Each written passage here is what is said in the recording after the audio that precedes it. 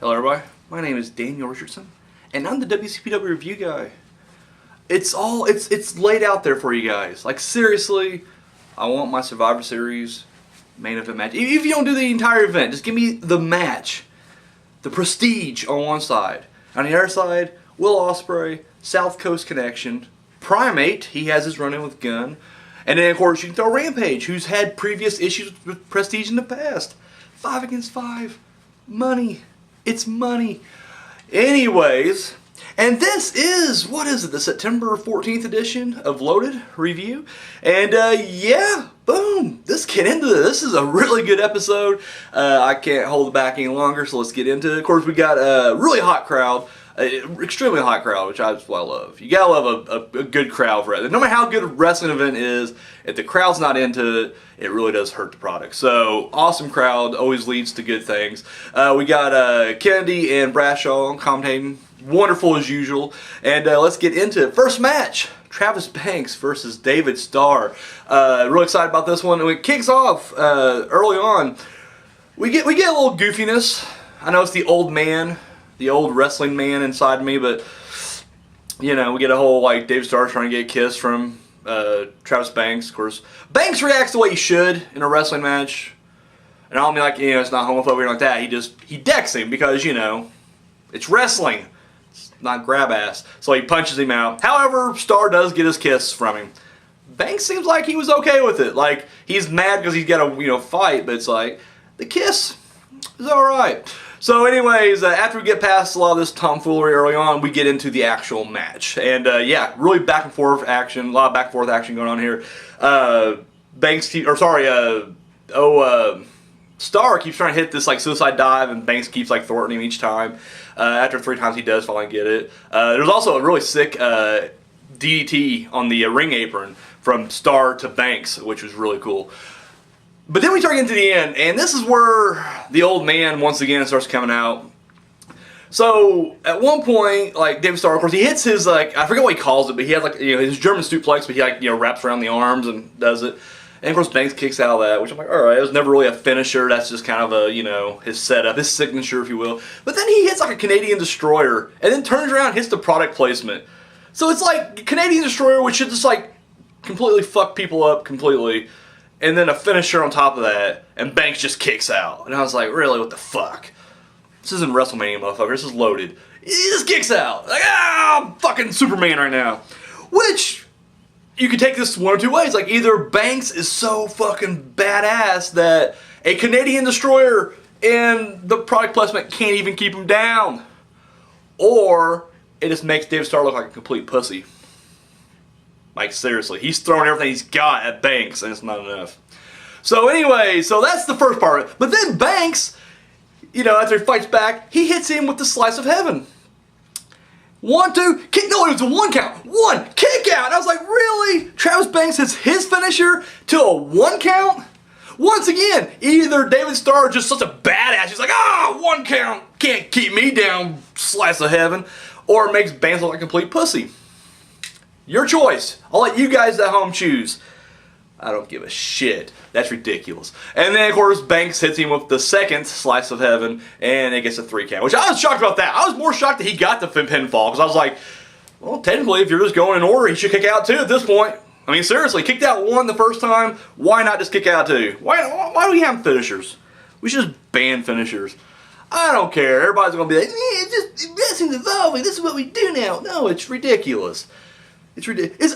It's the same shit I hear, like, whenever I was complaining about, I can't pronounce his name, Ishii, that dude who fought Rampage, and how he just no-sold everything, and everybody's just like, well, Daniel, you just don't get it, alright? You just don't get it, okay? That's his gimmick, okay? His gimmick is a no-sell. He just no-sell. Oh, it's fucking retarded. I'm sorry, it's ridiculous. Like, you're telling me at this point now, I guess Ishii can take a Canadian Destroyer off a building and he'll just pop his shoulder. I'm like, yeah, I know, sell it. That's my gimmick. I want to be that wrestler. I should really train and get in shape just to go to like a pro wrestling event. Try to get on my local indie promotion, and they're like, well, what's your character? I'm like, well, my character is I don't lose. I just don't lose. You see, I don't sell, I don't lose, I don't even react to anything. That's my character, so get it. It's retarded. I'm sorry. That's just stupid. So I don't know. As I'm watching this match, and I'm watching these guys just kick out these ridiculous, insane, high spot finishing maneuvers, I'm like, what matters? Like, it don't matter, because like next week they'll fight somebody higher up on the food chain, they'll get beat with something simple, so it's just like, I guess kick out all the Canadian Destroyers you won, don't matter. You ain't winning titles that way. I don't know. I know. I'm taking it too serious. I'm taking my pros into it. And don't get me wrong, the match was a good match. As much as I'm making fun of the grab ass in the very beginning and the ridiculous no selling at the end, everything in between that sandwich was incredible. The meat was delicious in the sandwich. It was just stale bread on the end. That's all. That's all it is. I still enjoyed the match, and kudos to Banks picking up a win, making Prestige look good. So I'll move on from being an asshole, and I won't return to being an asshole. That was my only complaint about the. I mean, I'll have little nitpicks here and there, but that's my only complaint this episode loaded was just the no selling at the end. Ridiculous. Anyways, so now we move on backstage. Prince Ameen is sitting down, depressed. And Gabriel Kidd walks up to him and he's like, hey man, I want to talk to you about last week. And of course, Ameen's pissed off. And it's funny, like right off the bat, he's just like, you know what? Like, people think I'm a joke. And, I was overlooked in the World Cup tournament. They did a guy from India and they overlooked me and went with RJ Singh. And it's funny because last week, he was like, look, people think I'm a joke. People, overlooked me for RJ Singh, and I don't let it bother me. It's not a big deal. And I'm just like, it's funny because now it's bothering him. Like, clearly it was bothering him then, but now it's just, we've all had that moment where, like, there's a guy working in your department who's only been there for a couple of weeks or whatever, and he gets, like, a promotion, and you're just like, fuck it, whatever, Oh, so Jimmy gets a promotion? I don't care. I don't care. Sure, I've been here, 2 years longer than him. Whatever, I'm not worried about it. And then, like, 2 weeks later, I'm just like, fuck Jimmy. I don't care if he is the boss's nephew. Fuck. No, I'm not bitter. I'm not upset. Whatever. Yeah, I've been here for 2 years and never missed a day. But Jimmy gets the promotion? Fuck him. It's just the same kind of thing. I loved it. It's hilarious. So, anyways, he's really getting agitated and Kid's doing his best to calm him down. But then, Ameen says two things that really stuck out to me. One was super ridiculous, and then one was kind of showing the cracks that because we all know. And I expected it long ago, like over a year, I was like, this is going to happen, where Ameen would turn on Kid. And we're seeing a little crack of that right off the bat. The first thing he says, though, was, I'm the best wrestler around. And I'm like, really, buddy? Come on. You can't say that with a straight face. He did. He was dead serious. I know, like, they have a lot of dark matches we don't see on YouTube or even extra. I mean, they have dark. So I know, like, Prince Ameen's probably fighting those matches. Who knows? Maybe he has a pretty stellar win-loss record there. But as far as his appearances go on the TV, his win-loss record is horrible. It's worse than Gabriel Kidd's. Like, it's worse than Gabriel Kidd's. Even back when Kidd was on his losing streak, only difference between him and Ameen was Ameen had one win over Kidd. That was it. Ameen was getting his ass handed to him, like, weekly too. So it's like, it's the same fucking thing. So it was just kind of like, I'm the best wrestler, right? It's like, no, you're not. Come on. Are you being serious right now? He was being so serious. And then the second thing is, like, I should be the internet champion. And I'm like, whoa, there it is. There it is. Like, now we're going to start seeing it. Like, the seed has been planted right there. Because now it's like, and you can see on Kid's face, Kid's like, wait, what? Where's this coming from? And, he said it. It's out there. You can't take that back now. And now it's going to be kind of wondering, like, now it's going to be festering inside. Because once again, when Ameen had that win over Kid, Ameen was, above Kid. That whole losing streak thing, same thing. Now, they became friends and everything, and then Kid kind of, he blossomed. He grew. He went up. Unfortunately, Ameen didn't go with him. Ameen kind of stayed down there. So I can see the frustration building up in Prince Ameen. So, great story, great long-term storytelling, and I love seeing where this is going to go. However, short term, let's look what happens immediately afterwards. So Ameen, as he's going on his rampage about how he's the best and deserves title matches, he backs into a bag that hits a locker that wasn't open, by the way, or that wasn't closed. It was open, and then when the locker opens up, a bat falls out. Now you need to understand that the locker was completely empty. It's just a bat, and it falls out. And two things struck me at first. I was like, one, Bad Bones. That's his bat. They didn't sign Sting, so we only know there's one guy who totes around a bat, and that's Bad Bones. But the second thing is, like, why did Bad Bones put a bat in a locker? Just the bat, like, not his belongings, not Anything else, he just put a bat, and then didn't even bother to close it. Like, I just, in my mind, because I live in kayfabe land, I love it, he's there, and once again, he's kind of, even though he's a wrestler, he's a full-time wrestler, Alex Gracie, he's still, he's paying him, so it's like, Gracie comes in and he's like, hey, you want to get a hot dog? And Bad Bones just like, you pay me to beat ass. You don't pay me to eat hot dogs. And he's like, all right, I'll buy the hot dog for you. You want to get a hot dog? And Bad Bones like, sure, leave my bat up first. And he puts it in there, and he's like, I ain't fucking closing this door. I'm Bad Bones. As much of a rebel I am, I don't even close lockers. And he walks away. And unfortunately, Prince Ameen knocks a bag into the door opens, and guess what? Bat falls out. Makes a clatter noise, and Bad Bones hears it, and he comes back. He's like, what the fuck? He just looks at it. Dude, the look, I'm not gonna lie though, the look on Bad Bones' face is scary. Like, I'm not gonna lie, I felt what Prince Ameen felt right there. I was just like, oh dude, you're fucked up. Like, you fucked up completely. So, Prince Ameen's like, he's double talking, backpedaling, like, oh, no, I'm sorry, it's just a little scratch. I'll buy you a brand new one. And Bad Bones like, don't worry about it. And he's like, oh, great. And then he just like shatters him in the ribs, like breaks the ribs. Bam! And he's down. And the best part is Gabriel Kidd jumps into his face and he's like, what are you doing, man? What's going on? What'd you do? And I'm like, dude, he just cracked your best friend in the ribs with a ball bat. And the best you can do is get in his face and be like, hey, what's happening here? What? Like, jump his ass in a fight. Like, you're gonna get your ass handed to you. Don't get me wrong. Like, don't worry. I know Kidd is building up a little more credibility in the ring. He's got some good wins over the likes of like Joe Coffey, Zack Sabre Jr., Travis Banks. These are, good, solid wins. But those were in the ring. There's no rules in the locker room. There's no rule. Bad Bones would fuck his world up. And I'm sorry to say that. I love you, Kidd. I love you. You are not going to win this fight with Bad Bones. And I think Kidd knew that. And Kidd gets in his face. And Bones don't even flinch. Bones just looking at him like, what, you really gonna do something? Do something right now. You feeling froggy? Just jump. Nothing between us but air and opportunity. Go ahead. And Kidd just like, you hit my best friend. He's hurt. Oh, better go check on. This is what the three came out of this looking like. Bad Bones came out looking like the baddest motherfucker ever. Like literally, he lays out Ameen, and then he just like, come get me, bro. And Kidd just backs down. So Bones, and he walks away. Didn't even like do the turnaround, like watching him. He turns his back on him. He's like, you ain't gonna jump me, and walks away. Complete badass. Bad Bones equals badass. Kid looks like a complete punk because literally, just me being 5 foot, I don't know how tall I am, like 5'5", 5'6". I'm a short fucker, and I'm tubby. Like literally, if my best friend gets hit with a ball bat, I don't care how big the guy is, I gotta jump in there and try to fight. You can't just not do that. I expect to get my ass kicked. But it's the thought that I can't look my best friend in the face later on that night as he's in the hospital bed with broken ribs. I'm just like, man, he was too big. He was too big and he walked away and I just didn't want to jump in there. I'll be honest with you. You can't do that. I better be laying in that next hospital bed next to him. Like, I better be laying there next to him going, well, fucker, you shouldn't have ran your mouth. Now you're in trouble. But guess what? I was there for you. And here I am laid up too. And I don't have insurance.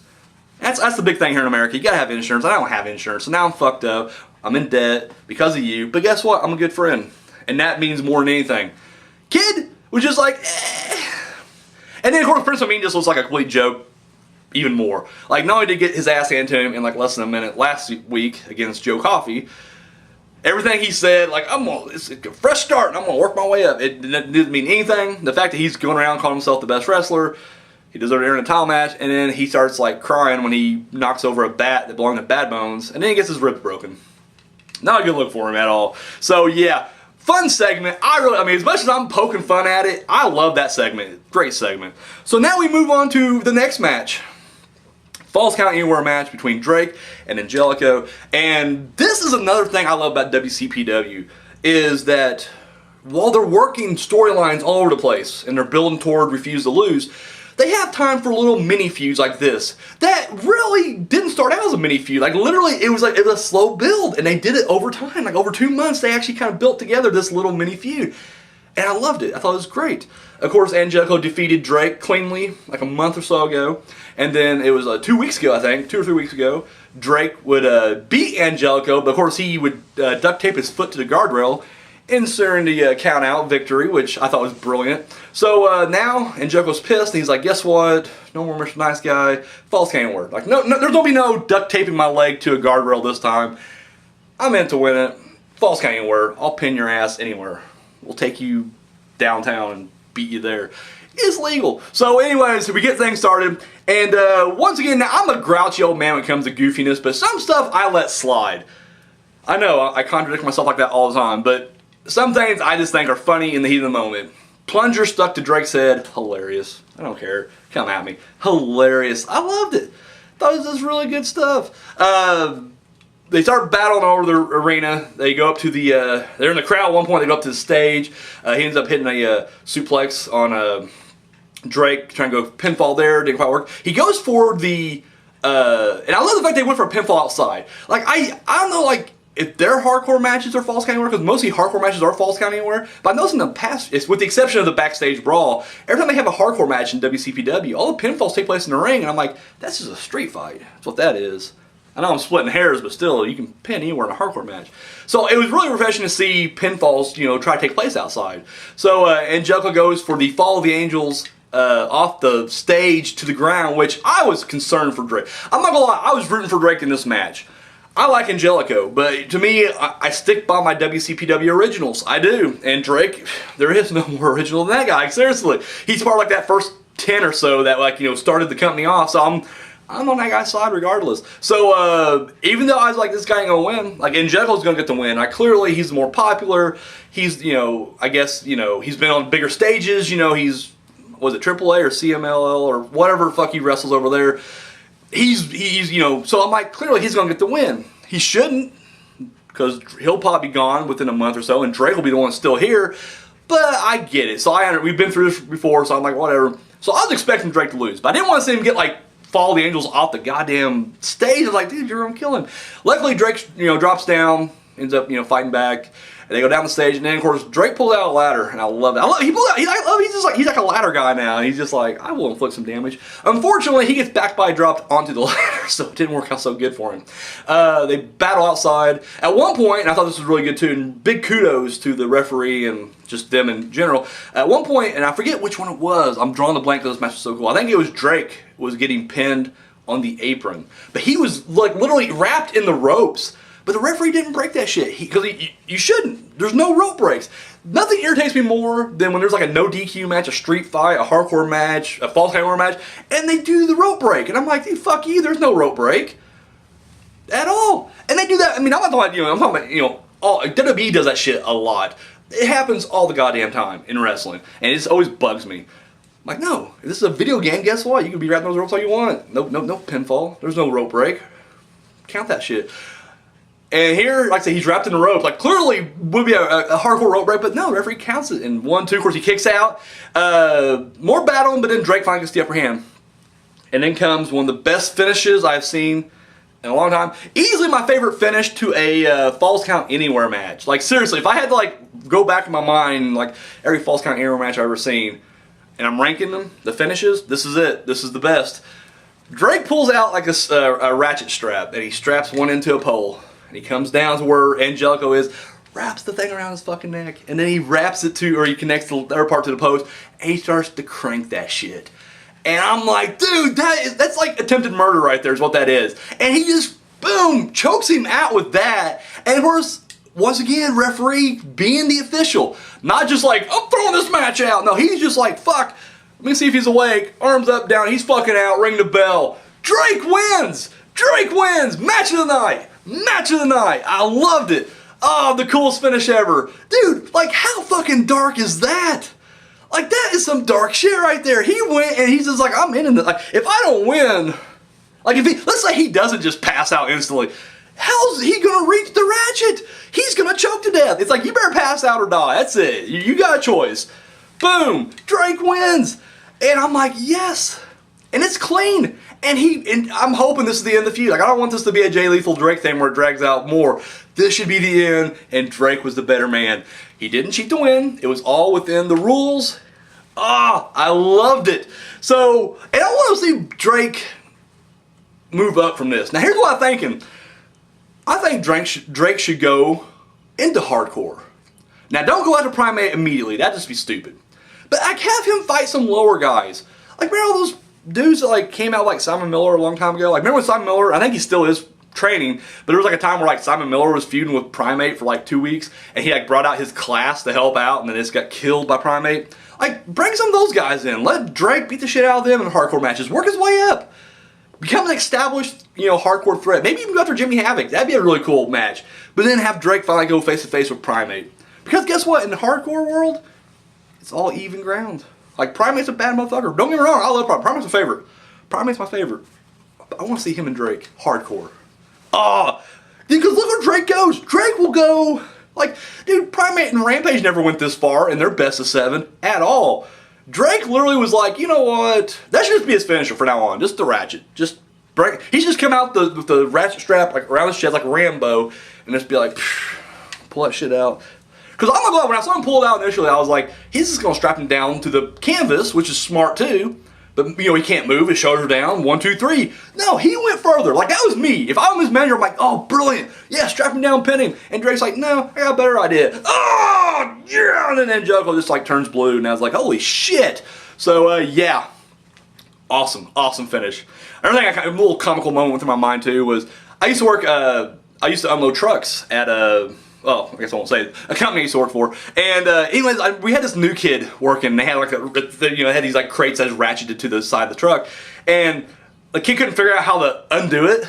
And I'm like, what? The referee couldn't figure out how to undo it. Like, the referee's like, oh shit, I'm new. I don't know how to undo this ratchet. Oh no! And then Drake just walks away. Oh, it would've been so dark, but it would've been so hilarious. But I don't know. Luckily, they got him out, and Jekyll's fine. He's good. But yeah, Drake wins. Awesome match. Like I said, just enjoyed it. Up next, we go to a little backstage interview, New Adams interviewing Will Ospreay. Kind of more the same. The big main event tonight is El Ligero versus Will Ospreay. And yeah, I'm going to beat his ass, and I'm going to go beat up Joe Hendry. I'll take out the prestige. Paint by numbers. Good promo. Good stuff. But, that's it. Moving on now. Tag team action. So, outcome is Bad Bones and Alex Gracie. And of course they're challenging, I guess initially it's supposed to be Martin Kirby and if he can find a partner. And of course once Bad Bones broke Prince Ameen's ribs, Gabriel Kidd's like, oh, I'll jump in there. And I like that because, and this took me back to like old school Attitude Era, like how you would have multiple like mid-card, lower-card storylines that would overlap occasionally. And I can't remind me of that because you did have, Alex Gracie and Bad Bones already had their beef with Martin Kirby. But then independently of that, Bad Bones just broke Prince Ameen's ribs. Like, had nothing to do with Gracie or Kirby at all. He broke his ribs, got beef with Gabriel Kidd. I was like, perfect. Like, the only thing that the little flaw I got here is I wish they would have acknowledged the fact that like Kirby and Martin and Gabriel Kidd teamed up earlier as the Curb Crawlers like a month ago when they fought the Prestige.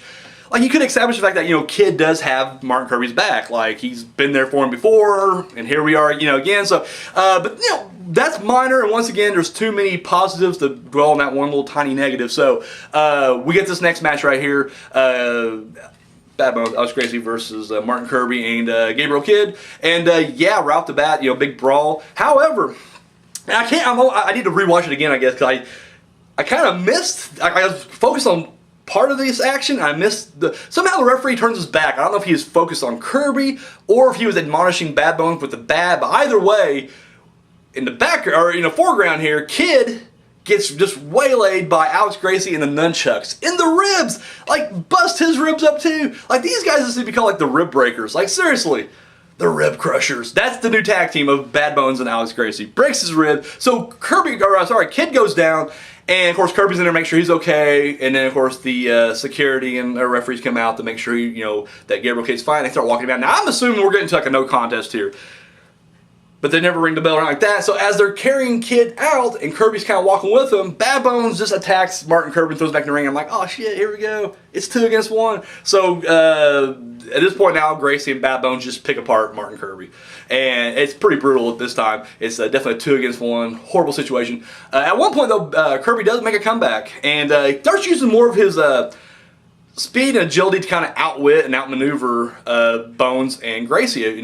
Quite a few times they end up colliding or hitting each other instead of hitting Martin Kirby. And I honestly figured at this point that Bad Bones was going to turn on Gracie, like almost like fuck you, like you you hit me one more time, and then he gets hit. He's just like, oh, that's it. And, you know, Bad Bones clobber, and then he would leave. But he didn't. It didn't happen. Instead, finally, he caught up to Martin Kirby and hit him with he took him to Suplex City, just German suplexes one after another, and then of course after he's getting up, Gracie comes over, hits him with the fall from Gracie. 1, 2, 3, Bad Bones and Alex Gracie win. Bone Crusher, or the Rib Crushers, moving on. No, big win for them. And yeah, solid match. I really liked it. And once again, it's the storylines aren't finished. You know, we're still building toward Refuse to Lose. I'm hoping to see another Gracie Kirby encounter. Hopefully, we'll get something where Bad Bones will get like barred from ringside, or you know, you'll get some kind of or we'll go back Survivor Series. No. I know everybody's like, oh, fucking again, Daniel. No, seriously, we can have like Alex Gracie and Bad Bones, and I don't know, you can like bring someone else in there, like the Polo Club or some shit. But then you fight like Prince Ameen, Gabriel Kidd, and Martin Kirby. I don't know. Like, Archer's gone. That'd be great. Bring Archer back. You can fill it out. My point. You can fill it out. Either way, I don't know. Just really cool. But yeah, good finish. I really liked it. Like I said, just kind of cool seeing all these kind of storylines converge at once. So yeah, thumbs up for that match as well. And now we move on to the main event. It's El Ligero versus Will Ospreay. And right off the bat, we're getting ready for a big fight. And of course, Ligero does a cane. And then when he comes back down, that was the cord of my microphone hitting the wall there. When he comes back down, the lights go out. And of course, people are booing instantly because you know what's going to happen. And sure enough, when the lights come back on, all 5 members of Prestige are surrounding Ospreay. And I think that's pretty crazy because I don't think we've seen all 5 members together, because initially it was the first 4, but then when Ligero joined, Banks was gone, like he was winning tournaments elsewhere. And then since then, it's just been a random kind of hodgepodge mixing of the group. So this is the first time we see all 5 members in the ring at once, and of course they're staring down Ospreay. And I love that Ospreay goes after Hendry first. Like, to me, more logic, because once again, that's his main feud. Like, he hates the rest of them, but he's going after, Hendry. And, of course, he goes for him, but, the numbers game is too much, and they just beat the shit out of him. It's looking pretty bleak, 5 against 1. But then out comes the SEC South Coast Connection to make the save. And they start fighting around. However, once again, numbers game, too much. I mean, even though it's now 5-3, still 5-3, and they beat him down. It beat them down the ground, and we end the show with them standing tall, Prestige. And once again, it kind of took me back again, not to keep bringing up, the Attitude Era and Raw, but like that, because, usually that's how Raw would always end, was like, oh no, this is crazy, this is chaos, this is pandemonium, oh, we ran out of time, we'll see you next week.